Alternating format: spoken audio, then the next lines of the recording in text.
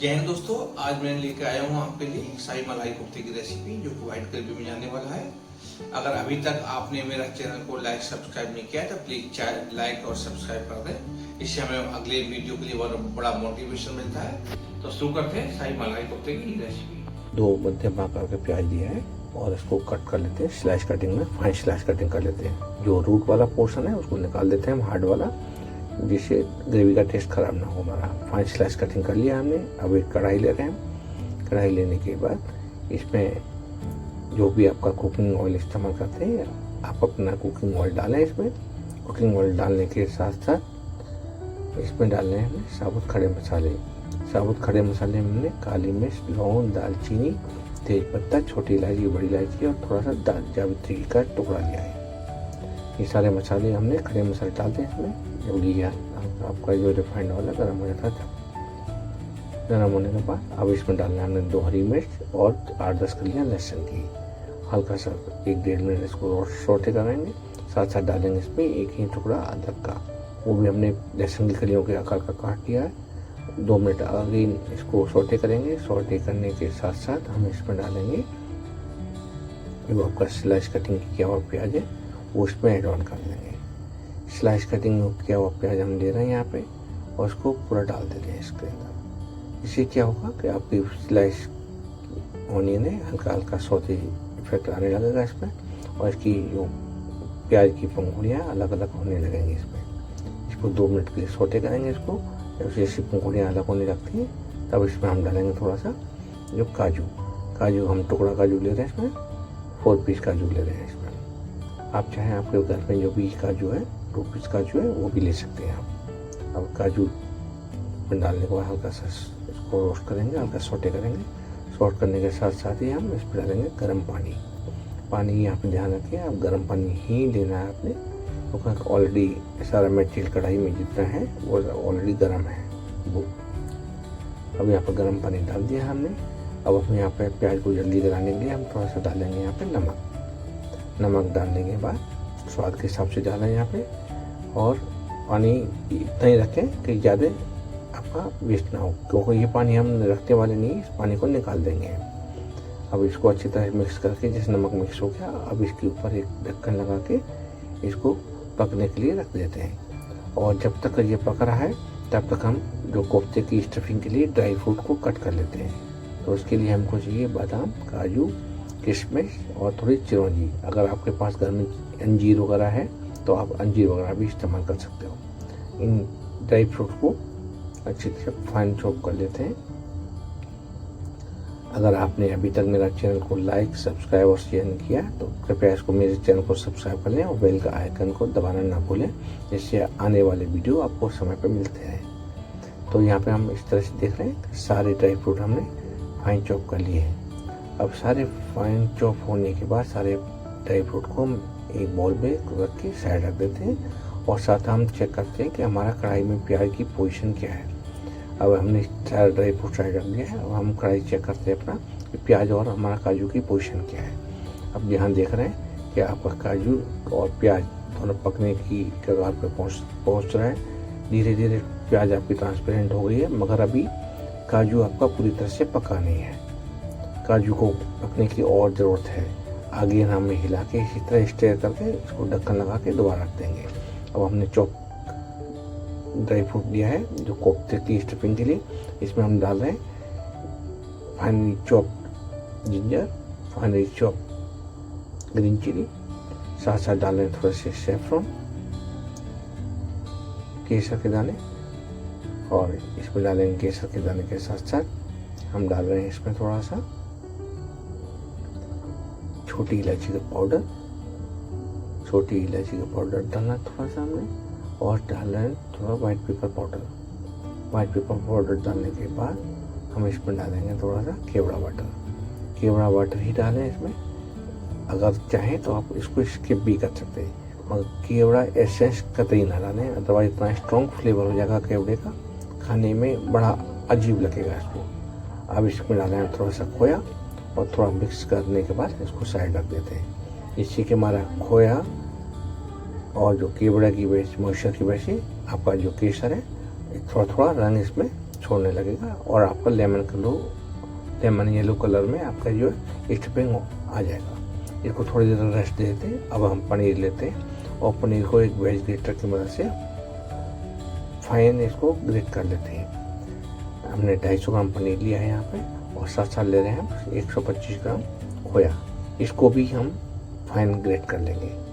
Fine great करेंगे और इसको तो दोनों का मिक्सचर जो हमारा बनने वाला है, इसी से हमारे कोफ्ते की मेन बॉडी बनेगी।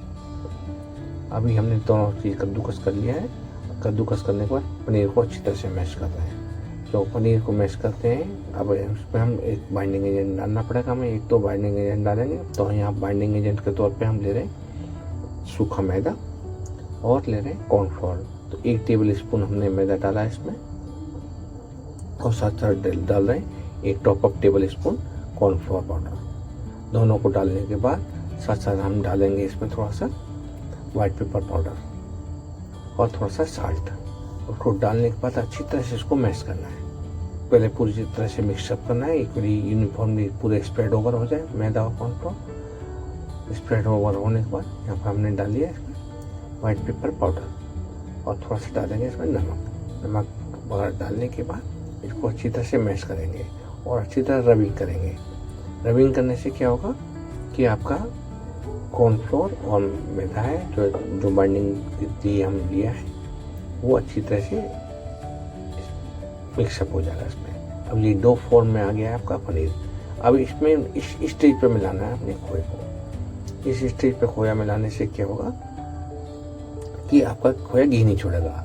अभी हमने जो स्टफिंग दिया था, स्टफिंग को ले रहे हैं। स्टफिंग को लेने के बाद इसको भी इस तरह से मैश कर लेना है। इधर हमने देख रहे हैं आपका काजू और प्याज पक गया है पूरी तरह से।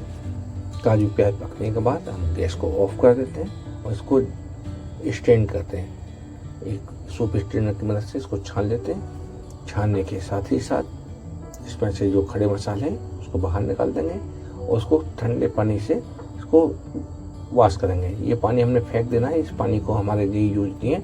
अब साफ पानी से इसको थोड़ा डालना है इसका, जिससे हमारा जो प्याज और काजू का मिक्सचर है ये ठंडा भी हो जाएगा और साथ साथ एक्स्ट्रा स्ट्रॉन्ग जो फ्लेवर है इसका प्याज का वो भी हमारा निकल जाएगा। अब पूरे पनीर वाले डो को हम इक्वली बॉल में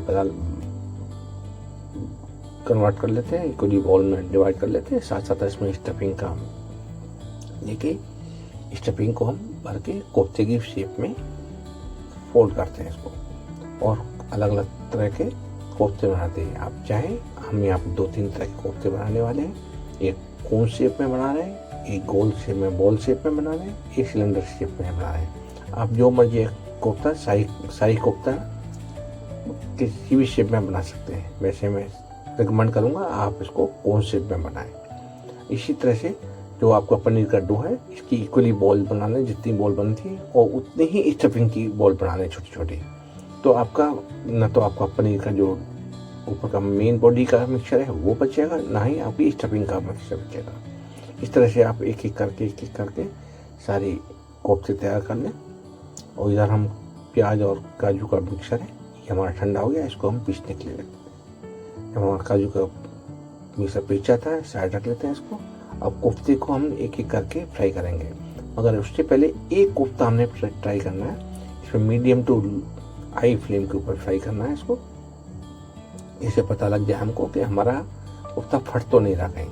अगर कोफ्ता फट रहा है तो हमारे को क्या करना है, इसके ऊपर थोड़ा उसका रेक्टिफिकेशन करना पड़ेगा फटने के लिए। अगर कोफ्ता फट नहीं रहा तो कई रीजन हो सकते हैं कि आपको बाइंडिंग एजेंट ठीक से नहीं मिला, बाइंडिंग एजेंट की क्वांटिटी सही नहीं मिली, या जो आपका घी ठंडा है, तेल ठंडा है जो जिसमें फ्राई कर रहे हैं। कई एक रीजन हो सकते हैं फटने के। अभी आपका सारे कोफ्ते फ्राई हो गए, इस तरह से देख लें सारे कोफ्ते आपके फ्राई हो चुके हैं। अभी हमारा पेस्ट भी तैयार हो गया है प्याज का और जो काजू का। अब हम एक कढ़ाई ले रहे हैं। कढ़ाई लेके इसमें देसी घी डालेंगे।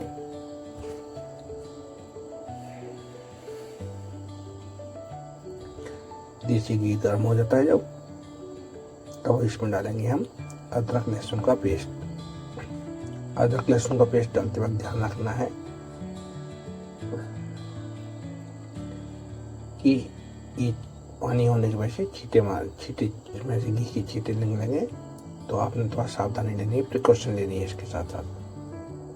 अब इसमें हम काजू और प्याज का पेस्ट डाल देंगे और अच्छी तरह से इसको मिक्सअप करेंगे, भूनेंगे, अच्छी तरह से रोस्ट भूनेंगे इसको। अब हमने पूरा काजू का प्याज का पेस्ट डाल दिया है और अदरक लहसुन का पेस्ट भी इसमें पड़ चुका है, भून चुका है।